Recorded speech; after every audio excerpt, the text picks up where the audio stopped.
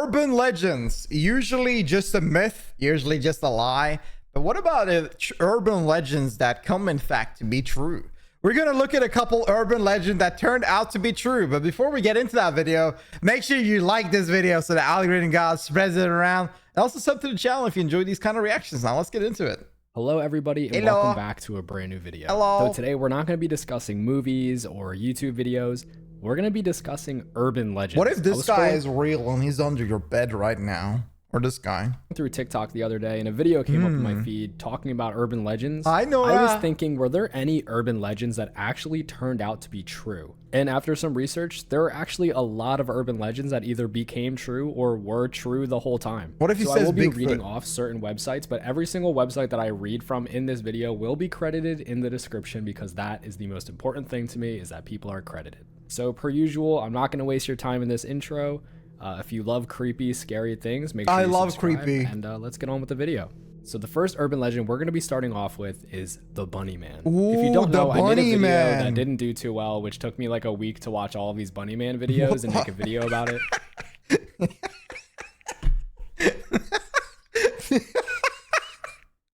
There's no way this is a real horror movie. I think this urban legend is slightly connected to that, but it's really not. But they do share a similar person wearing a bunny costume. So the urban legend states that in I remember the bunny guy from South Park. Remember that one? I think he was also a murderer. He just killed everybody. Wearing a bunny costume. So the urban legend states that in 1904, a bus crashed while transferring patients from an asylum in Fairfax County, Virginia. The patients escaped and all but one were eventually recaptured. Ooh. Shortly after the bus broke down, dead bunnies started appearing around the area. What? Many hanging from the Fairfax Station bridge. So essentially, all of this was not proven. It was just a horror story that people would tell their kids or talk about amongst their friends in the Fairfax area. And but then what did happen the after bunnies. this was in the Fairfax County, Virginia area in 1970. There was a pair of mysterious and scary incidences that occurred involving a man dressed in a bunny suit, giving merit to what was a campfire story before. A young couple was taking a nighttime drive when a man dressed in a white bunny suit hurled an axe at their car. It broke their car window, but they were completely fine. Just fucking dips. Throws an axe and roaches out. But they were completely fine. And only 2 weeks later after that incident, another Fairfax County man discovered an axe-wielding guy in a bunny suit chopping up the porch of a recently built, unoccupied house. By the time the police showed up for both of these occurrences, there he is. He was gone. This man has never been caught. With this urban legend, there is a particular location that people seem to bring up a lot called the Bunny Man Bridge. There are tons of really eerie stories connected to this bridge, and I guarantee if you bring it up to someone in the Fairfax County area, they will say that they know exactly what you're talking about. It is that famous. Connecting to the fake urban legend, there were stories that children were being hanged from this bridge, and there was a homeless, psychotic man, like I said before, wearing a rabbit suit killing children who lived under that bridge. This bridge is so famous that people actually investigate this a lot on YouTube. When I was doing research for the Bunny Man movies, I found tons of footage of I have never heard about this in my entire life. People going underneath the Bunny Man Bridge. So there isn't actually a whole lot known, which is true to the story. But what is proven are those two stories of the guy in the Bunny Man suit doing crazy shit. And like I say in all my videos, if you know any information that I am missing on this, please let me know. Maybe if you live in the area, you know more than the internet does. So yeah, it's a good question, to be honest. That being said, let's move on to the next urban legend in this. Hey, hold up. A whole lot known, which is true to this story. But what is proven are those two stories of the guy in the Bunny Man suit doing crazy shit. And like I say in all my videos, if you know any information that I am missing on this, please. Wait, you mean did he murder someone? What do you mean crazy shit? The guy just like smacking a house or the guy throwing an axe? Bro, you gotta be specific. Let me know. Maybe if you live in the area, you know more than the internet does. So yeah, leave a comment. I live there. I know. Let's move on to the next urban legend. Where's my pop? Now this next one is really sad. So this urban legend is called Charlie No Face. Oh shit. The location of this urban legend is Pittsburgh, Pennsylvania. There is a train tunnel in Pittsburgh, Pennsylvania, where people say that they see a man with a severely burned and almost non-existent face. That doesn't They say sound that nice. if you see him at night when you're under the bridge, it made electricity go haywire with his very presence. Tons of kids around the town would actually sneak. I bet this is just a guy that unfortunately had like a fire accident, and he's just a casual, relaxed dude that is just walking around, and kids are terrified and making up stories. Like kids fantasies are like going havoc in every sort of Go regard. into the tunnel and try to get a glimpse of him. Now, the scariest part about this is that when those kids snuck out, they probably did actually see No Face Charlie. The thing is, his name is not Charlie, his name is Raymond Robinson, and he suffered a severe accident involving an electrical line that left him with a things at disfigured night? face. Because of this, he was very insecure, and he mostly stayed inside during the day so people didn't see his face, and he would only venture out at nighttime. And according to this article, he didn't do any haunting. In fact, he was friendly and would occasionally let curious teens take pictures with him in exchange for cigarettes. I told you! Look at that, dude. I fucking knew. It almost seems like he was kind of leaning into the urban legend, maybe having a little bit of fun of it, but I know deep down it probably made him a little bit upset. I mean, he did get some cigarettes out of it, so yeah, this is just one of many urban legends that actually turned out to be a real person and be true. Now let us move on to the next urban legend. This next urban legend is called Cropsey of Staten Island. So this one is actually... This kid looks terrifying. Like, I don't know.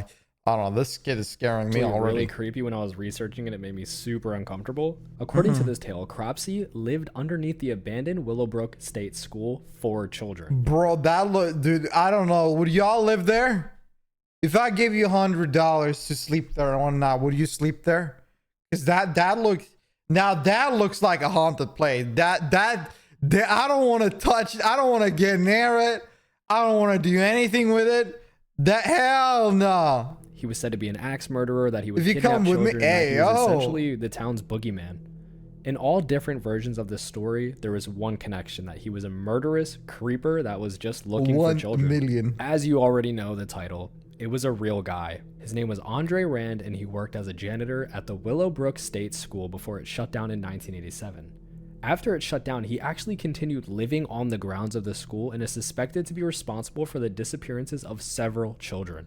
Though it was never truly proven, he was found guilty of kidnapping in 1988 and again in 2004. So I think you can put the pieces together. According to this article, there actually is a documentary called Cropsey, so that seems very interesting. I'm definitely going to check this documentary out, and if you watch it, let me know. Now, let's move on to the next. Wait, what the hell did he do? That the Willow kidnapped children, and that he was essentially the town's boogeyman. In all different versions of this story, there was one connection, that he was a murderous creeper that was just looking for children. As you already know the title, it was a real guy. His name was so he's just a serial killer. Urban legend. He kidnapped kids and killed them there. Now, this is just a little quick one I wanted to add because it is a little bit humorous, but it is still pretty terrifying. Do stuff You may to have them? seen those Do you think he did stuff or just killed them? rumors that rats will crawl up the toilet when you're like taking a poop and just bite your... No, I mean, like, okay, I don't mean it like that. We're talking about urban legends. Like, we're thinking about Boogeyman. We're thinking about Bunny Suit Boy. Thinking about like Sherlock Holmes and the Mr. Bigfoot. I didn't think about just a serial killer. You know what I mean? Your ass or something. It is 100% true. On an episode of NPR's The American Life, an Oregon man returned from a fun night out and wanted to make a quick trip to the bathroom before crawling into bed. But that plan was foiled by a furry live rodent he found a furry in the toilet when he lifted up the lid. If you have any interest in this, I assume you probably don't. But rats can fit through like the most smallest of pipes and holes you've ever seen in your whole entire life. That is like crazy. I said, if you have any curiosity, just look this up. Bro, oh no, oh no. Look at that little thing. Look at him creeping up. Oh my god. Up on YouTube because I remember when I saw snakes on the plane. I remember I started being worried about having this is when I was a kid. I watched it when I was a kid, and I was worried to go to the toilet because like I thought a snake would like crawl up and like bite me. Nah, hell nah. Is insane. That was a short little one. I just wanted to add. Let's move on to the This next. is why I don't want to go to Australia. You'll have rats, snakes, spiders coming out of your toilet. You might just go for a quick one and suddenly you're dead. Nah. Next one. Nah. So this next one is probably the most famous. There was an amusement park in California, Long Beach, with a certain prop. Every single time people walked by the prop, they would say it looked way too realistic, that there was actually Rats are a everywhere, funky though. smell. And Yeah, they're not in your house. They're not in your pipes. there was a rumor going around that it was an actual dead body, but no one actually thought that was true. That was until 1975 when a film crew shooting an episode of the television series The $6 Million Man That's had to terrifying. move a prop because the director just didn't like the way it looked. It was not right for the shot. He asked if anybody could move it, and one of the workers actually came over to move the prop out of the way. Oh shit. When he went to pick up the prop, its arm fell off. It's I'm not gonna be real. I live in the woods, man. There's no rats here. You ain't finding a mouse or a rat here. too crazy for an arm to fall off of a prop. It could have just been a mannequin. No, there was Might a find human something bone else, but sticking out nah. of it. It turns out that the body was actually one of Elmer McCurdy, who lived from 1880 to 1911. He was a bank robber who had been killed in a shootout with police. McCurdy's body actually went unclaimed, and to recoup some of the funeral home's expenses, the undertaker actually decided to exhibit the body to paying customers. So in 1916, a man came along who said that he was McCurdy's long-lost brother. And because the body was unclaimed, he said, yeah, I'm his brother, I'm able to claim this body. But he never buried it. He took the mummified corpse and put it on display in a traveling show. So McCurdy's body was actually used like that for the next 60 years. What?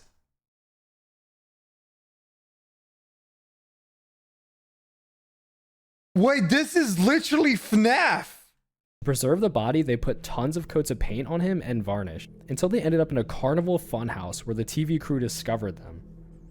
So after McCurdy's body was discovered to be a real person and not just a prop, he finally got his burial in 1977 at Boot Hill Cemetery in Oklahoma. I literally just could not imagine the kids that walked up to there, maybe even touched him, maybe even touched the For 60 years was he there dead?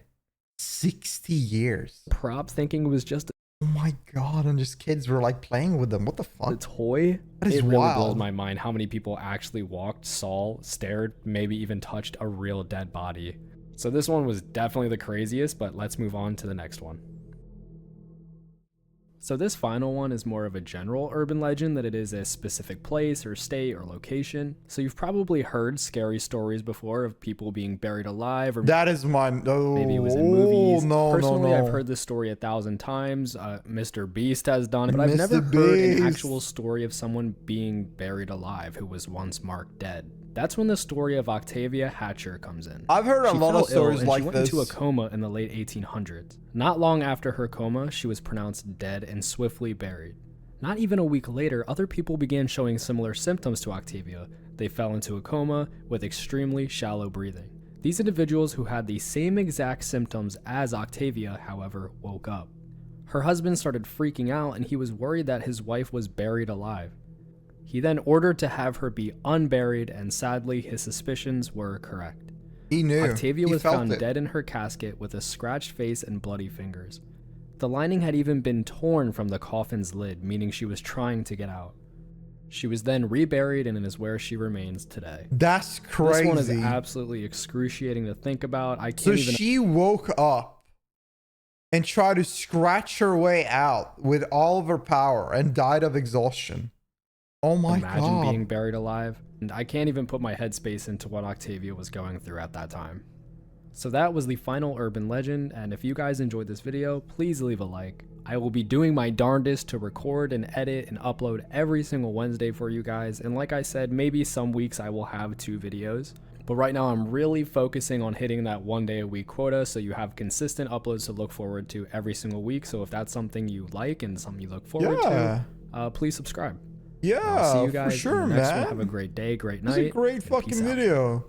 That was scary. Ooh, I don't know about that. I don't know about that, dude. That was like fucking. Did you hear that shit? Ooh. Oh my god, I didn't know about these things. We should like that. I don't know. Like I thought a lot of these were awful, like scary as hell. The bunny man one sounded funny though. I don't know about the bunny man.